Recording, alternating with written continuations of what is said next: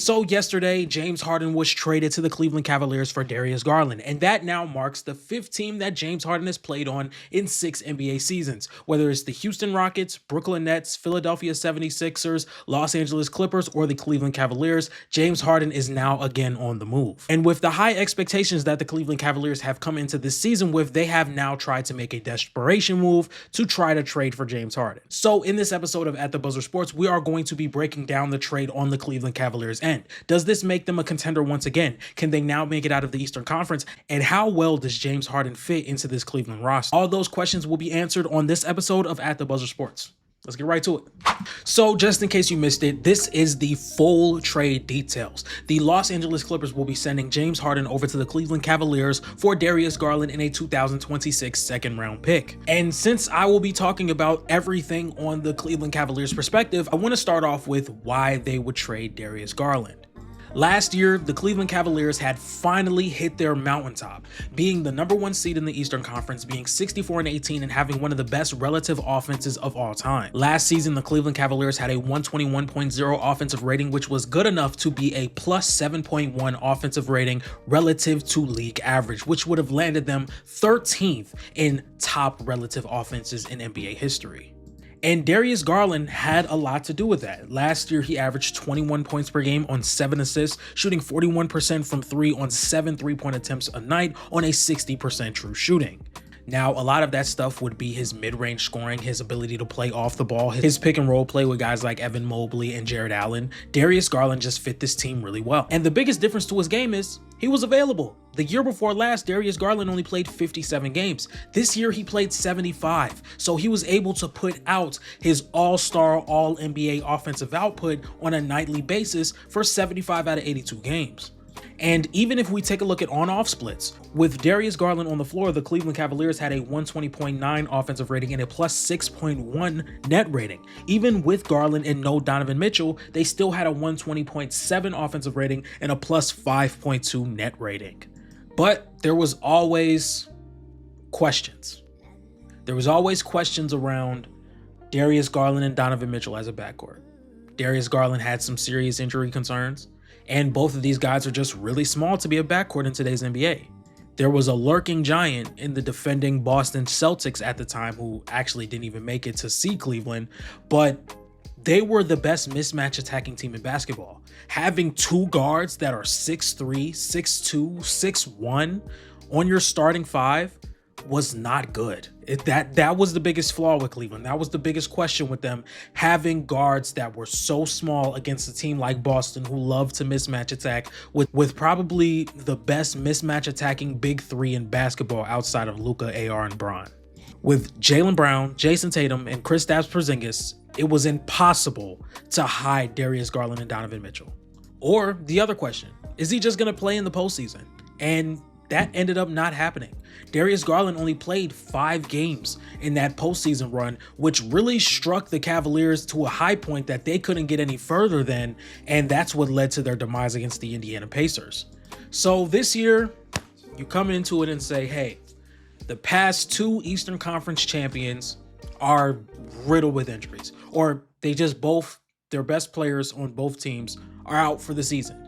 Jason Tatum's out for the Boston Celtics. They just traded Drew Holiday. They just traded Kristaps Porzingis. They just let Al Horford walk. 3 of their 5 starting 5 players of last season and their championship roster will not be on the team for that season. And you look for the Indiana Pacers, they just got off of Miles Turner. Tyrese Halliburton is out for the year. They're probably going to tank all year. And you look at it and you say, this has to be the year for Cleveland. Even myself, Cleveland was the team that I was picking to come out of the Eastern Conference this year. I thought it was more than certain that we could get a Cleveland Cavaliers, Oklahoma City Thunder NBA Finals this year.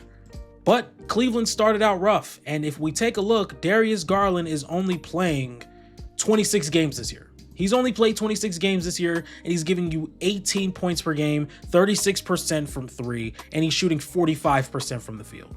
And that is probably why Darius Garland got traded yesterday.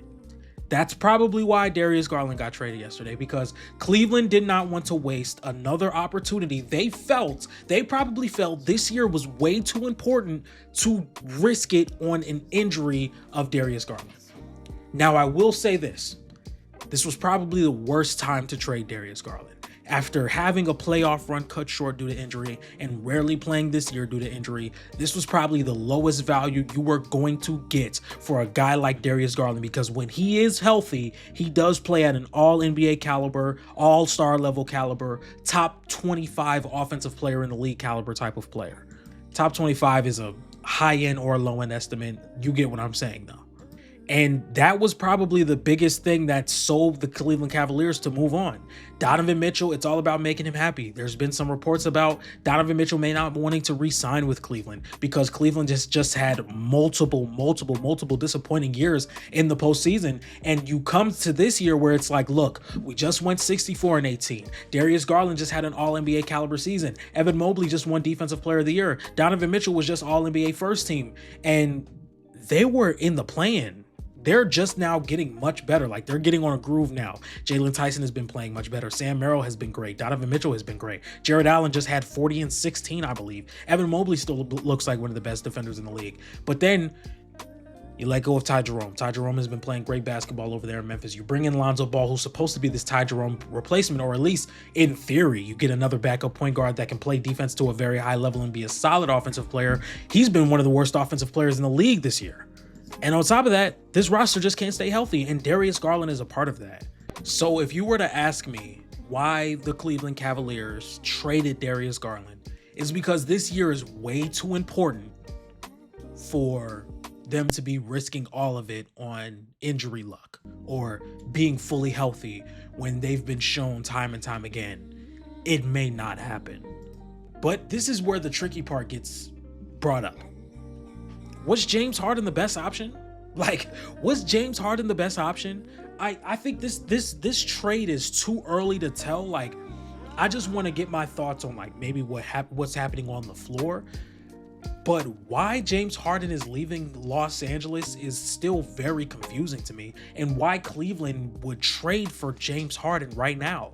Last year, James Harden, don't get me wrong, he's still a fantastic player. Last year, giving you 23 points per game, 9 assists on a 60% true shooting. But James Harden still leads the league in isolation possessions. He led the league last year at 8.5 possessions per game on a 1.06 points per possession, also leading the league in isolation points per game at 9 points per game. And he's still a heavy pick and roll player.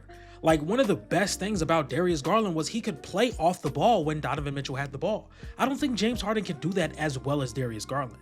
So that is what probably makes the fit with Donovan Mitchell and James Harden on the floor together. I can see a world where James Harden plays really well when Donovan Mitchell isn't on the floor. You could run a lineup with Donovan Mitchell off the floor of James Harden, Keon Ellis, Jalen Tyson, Dean Wade, and Jared Allen. That's a solid lineup that James Harden can raise to be good enough offensively when Donovan Mitchell is off the floor. And then you can have another lineup of Dennis Schroeder, Donovan Mitchell, Max Strus, filler player Evan Mobley. There are really good lineups that you can mix into this Cleveland Cavaliers roster, but my biggest concern is, how are James Harden and Donovan Mitchell going to work? Are you going to take the ball out of Donovan Mitchell's hands more when he's having a career season just to let James Harden work into this roster? Are you going to try and force James Harden to play off the ball more, which is something that hasn't really been a thing throughout his career? But there is something that James Harden has that Darius Garland just doesn't have. And that's just the ability to be on the floor. James Harden is going to play. He's going to be on the floor, and he's going to be on the floor throughout a playoff run. And to be completely honest, this is a team that can exploit some of these biggest teams' weaknesses. With the New York Knicks, we saw last year, if you can have a competent pick and roll game, you can really beat them. If you can have solid floor spacers on the floor and have really good pick and roll ball handlers and rollmen and guys that can make decisions out of the short roll, you can constantly drag Jalen Brunson and Karl Anthony Towns out. With the Philadelphia 76ers, you can abuse a Joel Embiid drop coverage with guys like Donovan Mitchell and James Harden. And with teams like Boston, who just traded for Nikola Vucevic, who isn't an upgrade or a solid defender at that, I think they can win that matchup. I think Cleveland is talented enough to come out of the Eastern Conference. It's going to be very interesting to see how James Harden and Donovan Mitchell play together. That's going to be something that I'm going to be watching very closely throughout the rest of the season. And even though this trade is still a head scratcher to me, initial thoughts. initial thoughts. I know you guys are seeing this the very next day. I'm recording this right after I get off of work. So these are my initial thoughts. The trade on paper, the names, fantastic. James Harden, Donovan Mitchell, Evan Mobley, Jared Allen. My biggest concern is how is James Harden and Donovan Mitchell going to play together? The talent is there. The talent for them to get to the NBA Finals in a flawed Eastern Conference is there. I think there's an avenue for them to beat every single team in the Eastern Conference. It's just how will those minutes look together?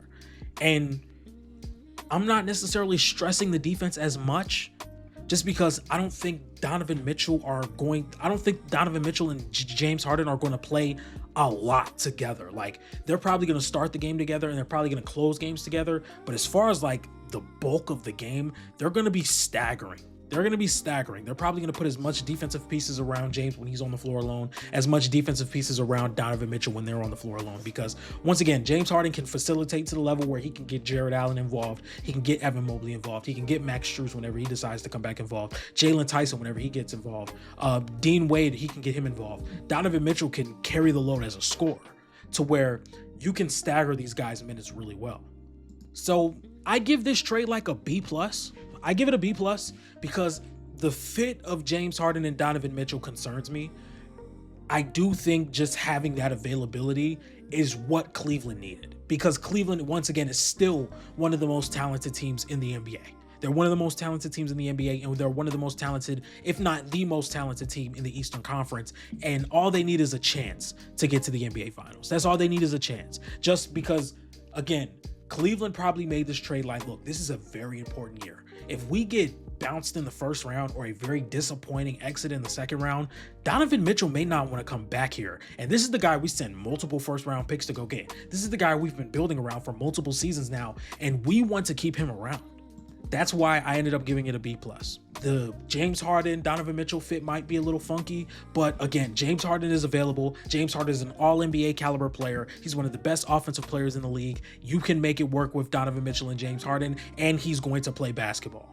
So, ladies and gentlemen, if you guys like this type of content, please be sure to like, comment, and subscribe. Make sure you guys follow me on Twitter at ATBSports1. Make sure you guys follow me on TikTok at TheBuzzerENT. And make sure you guys follow me on Instagram at TheBuzzerSports_.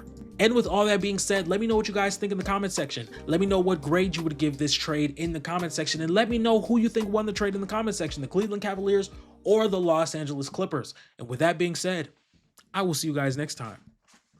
Peace.